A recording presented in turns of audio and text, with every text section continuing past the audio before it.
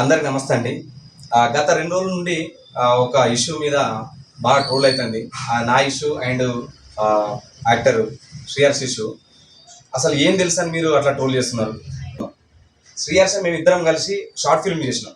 మేమిద్దరం ఫ్రెండ్స్, మేము ఛానల్స్ పెట్టుకున్నాం. డబ్బుల కాడ మా ఇద్దరికి గొడవ వచ్చింది.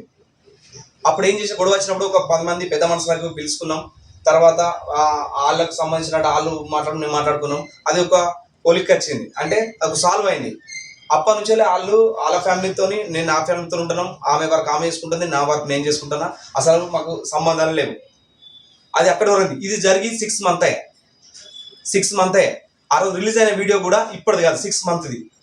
ఆడియో అన్నారు కదా మీరు. అది ఆడియో అనేది మేము డబ్బుల విషయంలో జరిగినటువంటి ఒక గొడవనే.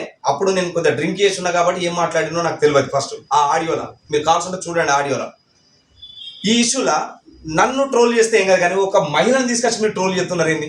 ఆమె ఏం తప్పు చేసింది?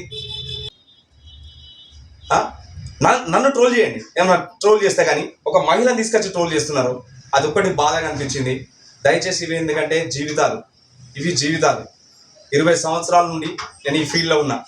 ఇక్కడ చూస్తున్నారు కదా, ఇప్పుడు క్లారిటీగా అర్థమైపోతుంది. అసలు ఇష్యూ ఇప్పటిది కాదు, ఇప్పటిది కాదు అని క్లారిటీగా అర్థమైపోతుంది. ఎందుకు అనేసి అంటే తను తన ఫ్యామిలీతో హ్యాపీగా ఉన్నారా, నేను నా ఫ్యామిలీతో హ్యాపీగా ఉన్నాను, తన వైఫ్ పక్కన ఉంది. ఇంకా మేము క్లారిటీ ఉన్న తర్వాత అసలు మీరు ఎందుకు ఇంతగా ట్రోల్ చేస్తున్నారు? మా ఫ్యామిలీ గొడవలైనా కావచ్చు, మళ్ళీ ఏదైనా పండుగలు ఉంటే దయచేసి ఇక్కడ నుండి ఆ ట్రోల్స్ ఆపేసేయండి. ఇంకా అక్కడ రీజన్ లేకుండా అసలు నిజంగా నన్ను చాలా అంటే చాలా ఇబ్బంది పెడుతున్నారు గత 2 డేస్ నుండి.